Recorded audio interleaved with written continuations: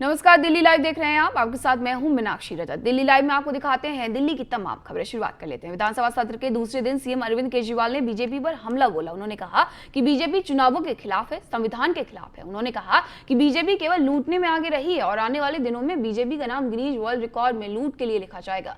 वहीं केजरीवाल ने कश्मीर फाइल पर कहा कि फिल्म बनाकर लोग पैसा कमा रहे हैं और बीजेपी कार्यकर्ता पोस्टर लगाते घूमते फिर रहे हैं। मैंने अखबार में पढ़ा, हरियाणा के अंदर एक भारतीय जनता पार्टी का ही एक एमएलए था। उसने कहा आज मैं पार्क के अंदर इसकी फ्री स्क्रीनिंग करूंगा। तुरंत विवेक अग्निहोत्री का ट्वीट आया खट्टर साहब के, खट्टर साहब देखो ये फ्री में कर रहा है, इसको बोलो टिकट लेके करेगा। भाई साहब, कश्मीरी पंडितों के नाम पे कुछ लोग करोड़ों करोड़ों रुपए कमा रहे हैं और तुम लोगों को पोस्टर लगाने का काम दे दिया। आंखें खोलो, क्या कर रहे हो तुम लोग? वो करोड़ों कमा गया, कश्मीरी पंडितों के नाम पे करोड़ों कमा गया और तुम लोग पोस्टर लगाते रह गए। क्या हाल बना दिया तुम लोगों का यार, आंखें खोलो तुम लोग। विधानसभा सत्र के दौरान तिरंगे को लेकर पक्ष विपक्ष के बीच हंगामा देखने को मिला। आम आदमी पार्टी के वरिष्ठ नेता सोमनाथ भारती ने आरोप लगाया कि उनके निर्वाचन क्षेत्र में तिरंगा लगाने का बीजेपी वाले विरोध कर रहे हैं। विपक्षी बीजेपी के सदस्यों ने सत्तारूढ़ आप के सदस्यों को टुकड़े टुकड़े गैंग का हिस्सा करार दिया। सोमनाथ भारती ने कहा कि बीजेपी नेता बवाल कर रहे हैं, जो गलत है। जो तिरंगा पसंद नहीं करते वो पाकिस्तान जाए। इस पर डिप्टी सीएम मनीष सिसोदिया ने कहा कि तिरंगा वही लगेगा वरना बीजेपी के खिलाफ आंदोलन होगा। अरविंद जी ने राष्ट्र प्रेम में, देश प्रेम में कि हर व्यक्ति को तिरंगा दिखे। जब तिरंगा आप देखते हैं तो अंदर एक कुछ हलचल होता है, अपना खून उबलता है देश को लेकर के। तो उसमें जो फैसला कहते हैं 500 तिरंगे दिल्ली में लगाए जाएंगे, उसी स्कीम के तहत मैं अपने क्षेत्र में एक पार्क चुना, वहाँ के RWA, वहाँ के रेजिडेंट्स की मदद से जो जगह चुना, MCD की परमिशन ली, PWD का अधिकारी JCB लेके पहुंचा तिरंगा लगाने के लिए, जो उनको गड्ढा जो खोदना था। उस वक्त कुछ लोग आ गए थे, सारे गांव के साथी हमारे साथ खड़े, RWA हमारे साथ खड़ी है। कुछ लोग आए कि नहीं जी हम नहीं लगने देंगे इसको। क्यों नहीं लगने दोगे? कहते हम शाखा लगाते हैं। क्या भाई शाखा इस झंडे के नीचे लगा लेना, क्या आपत्ति? तो कुछ नहीं, हमारा झंडा अलग होता है। मैंने कहा इस देश के अंदर अगर आप किसी व्यक्ति का झंडा तिरंगे से अलग है तो उसका स्थान हिंदुस्तान में पाकिस्तान है, वहाँ जाओ। मैंने मनाने का प्रयत्न किया, क्योंकि बात झंडे की थी, हम सब इमोशनली जुड़े हुए अपने झंडे से। मैंने कहा भाई लगेगा तो नहीं लगेगा। और कहीं से आम आदमी पार्टी के विधायक राघव चड्ढा ने दिल्ली विधानसभा से इस्तीफा दे दिया है, क्योंकि पार्टी ने उन्हें राज्यसभा के लिए नामांकित किया। सदन में सभी ने राघव चड्ढा को राज्यसभा उम्मीदवार बनने पर बहुत सारी शुभकामनाएं दी। वहीं इस्तीफा देने के बाद राघव चड्ढा ने कहा, मैंने दिल्ली विधानसभा से अपना इस्तीफा दे दिया है। सदन के स्पीकर समेत सभी सदस्यों ने मुझे प्यार दिया। मैं राज्यसभा में पंजाब की बेहतरी के लिए काम करूंगा।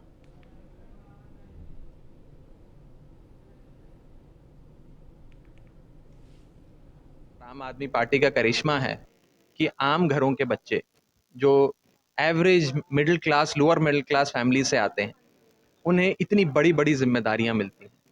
Arvind Kejriwal School of Politics ने ये दिखा दिया कि आपको राजनीति में ऊंचे शिखर तक पहुंचकर बड़ी से बड़ी जिम्मेदारी मिलने के लिए आपको सिर्फ देशभक्ति और समर्पण चाहिए। आपको money power, muscle power, media power.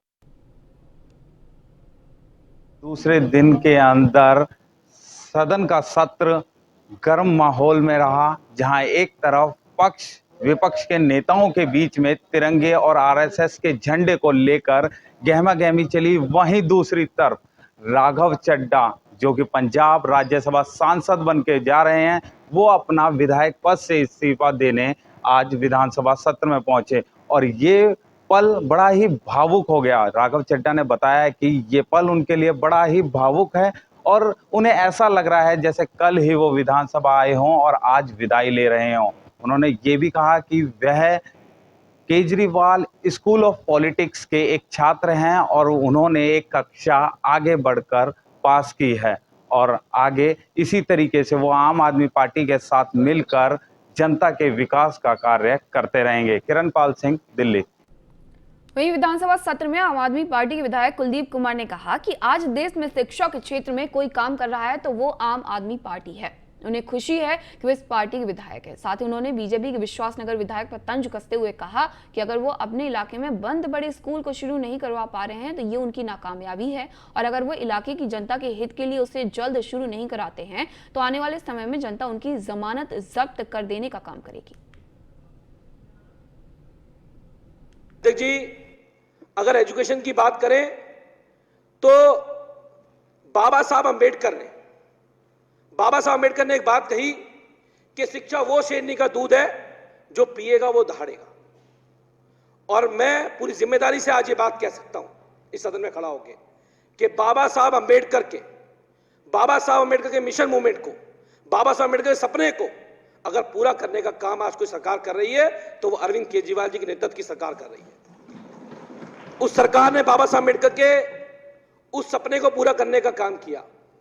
अध्यक्ष जी, जब एक सरकारी स्कूल में पढ़ने वाले बच्चे के लिए जब दिल्ली की विधानसभा के अंदर ये बताया जाए कि कितने बच्चों ने आईआईटी में एडमिशन लिया, जेईई का एग्जाम पास किया और कितने बच्चों ने बड़े मेंस एग्जाम के अंदर पास क्लियर करने का काम किया, तो अध्यक्ष जी उन सरकारी स्कूलों में पढ़ने वाले बच्चे जो केवल एक मिड डे मील की राह होते हैं आधे राज्यों के अंदर, चाहे उत्तर प्रदेश की बात करूं चाहे मध्य प्रदेश की बात करूं, वहां दिल्ली के अंदर उस सरकारी मॉडल को खड़ा करने का काम आज अरविंद केजरीवाल जी सरकार ने करने का काम किया है। और उन सरकारी स्कूलों में पढ़ने वाले बच्चे कौन है? उन सरकारी स्कूलों में पढ़ने वाले बच्चे गरीबों के, पिछड़ों के, दलितों के बच्चे उन स्कूलों में पढ़ते हैं। और आज जब वो आईआईटी के अंदर जाते हैं तो हमारा सीना भी चौड़ा होता है कि वो सरकार आज उन बच्चों के उत्थान के लिए काम करने का काम कर रही है।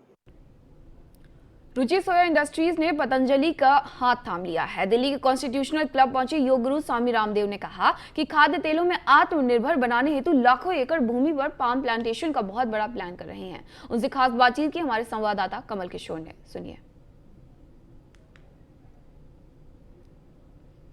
इस प्रगति के, समृद्धि के दौर में वो भी समृद्धि के सोपान चढ़ सकते हैं और ऐसी ही कंपनी है रुचि सोया। दो कंपनियों का नाम सुनकर के काफी लोगों में कई बार ऐसे लगता है कि कहीं कोई घालमेल तो नहीं है, एक तरफ पतंजलि दूसरी तरफ रुचि सोया। और इसीलिए हमने प्रिंसिपली डिसाइड किया और डीआरएसपी प्लान के बाद आरएसपी प्लान में भी हमने प्रिंसिपली एग्री किया कि आप पतंजलि एज ए बिजनेस कहो, एज ए उद्योग कहो, एज ए ब्रांड कहो, एज ए पोर्टफोलियो कहो, पतंजलि मेडिसिन में काम करेगा, herbal cosmetic, hair care, dental care, skin care, इसमें इस समय स्वामी रामदेव जी हैं। सर, सबसे पहले स्वागत आपका न्यूज़ वन इंडिया में। बहुत बहुत अभिनंदन आपको और न्यूज़ वन इंडिया के सभी दर्शकों को भी। और ये जो रुचि सोया का जो एफपीओ है ना, फॉलो ऑन पब्लिक ऑफर का मतलब होता है पहले से लिस्टेड है ये कंपनी, और वैसे तो 50 साल पुरानी है।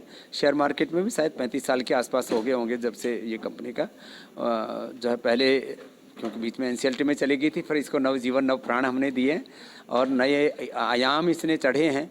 कहाँ तो 300, 400, 500 करोड़ का प्रॉफिट करने वाली, 10-12 हज़ार का टर्नओवर करने वाली है वो कंपनी प्रॉफिटेबिलिटी में शायद एवरेज 3-4 गुना, टर्नओवर में लगभग 2 गुना। और फिर खाली अब एडिबल ऑयल ही नहीं रह गए, इसमें न्यूट्रास्यूटिकल्स, इसके अंदर पूरा फूड बिजनेस, इसके अंदर पाम प्लांटेशन, माने अब ये दुनिया की एक कहेंगे कि बहुत समृद्ध कंपनी बन चुकी है। अपनी आईटी क्षेत्र की बात करिए, किस तरीके से आईटी क्षेत्र आपका यहाँ पे काम कर रहा है? तो मैं ये कह रहा था कि एक किसी कंपनी को चलाने के लिए ना एक स्ट्रॉन्ग डिस्ट्रीब्यूशन चाहिए, स्ट्रॉन्ग उसका ब्रांड इक्विटी चाहिए, रीच चाहिए और 100% ट्रांसपेरेंसी के साथ रियल टाइम विजिबिलिटी चाहिए। तो बहुत बड़ी आईटी टीम भी पतंजलि की इसके पीछे काम कर रही है। और माने किसी भी दृष्टि से देखें, अभी तो हम ये जो जैसे ही हमारा पैसा आएगा अभी एफपीओ का, हम टर्म लोन पूरा रिटायर कर दे रहे हैं, तो 0% डेट के साथ, 0% वर्किंग कैपिटल के साथ और 100% प्रामाणिकता के साथ, कॉर्पोरेट गवर्नेंस, प्रोफेशनल मैनेजमेंट के साथ हम बस इतना ही कहेंगे कि वर्ल्ड की नंबर 1 फूड और एग्रीकल्चर की कंपनी बनाना रुचि से हमारा ध्येय है और सबके सहयोग से इसमें कामयाब होंगे। हम जो लोगों ने हम पर विश्वास किया उसके लिए हम शुक्रिया अदा करते हैं और जो करोड़ों लोग एज ए कस्टमर हमारे साथ जुड़े थे, उनका ट्रस्ट था, अब वो इस वेल्थ क्रिएशन में भी हमारे साथ जुड़ेंगे, ये हमें विश्वास। जी धन्यवाद हमसे बात करने के लिए। तो ये थे हमारे स्वामी रामदेव बाबा जी, इनसे बात करिए किस तरीके से जो मार्केट आगे तक ग्रोथ करिए। कैमरामैन राजकुमार के साथ मैं कमल किशोर, न्यूज़ 1 इंडिया, दिल्ली।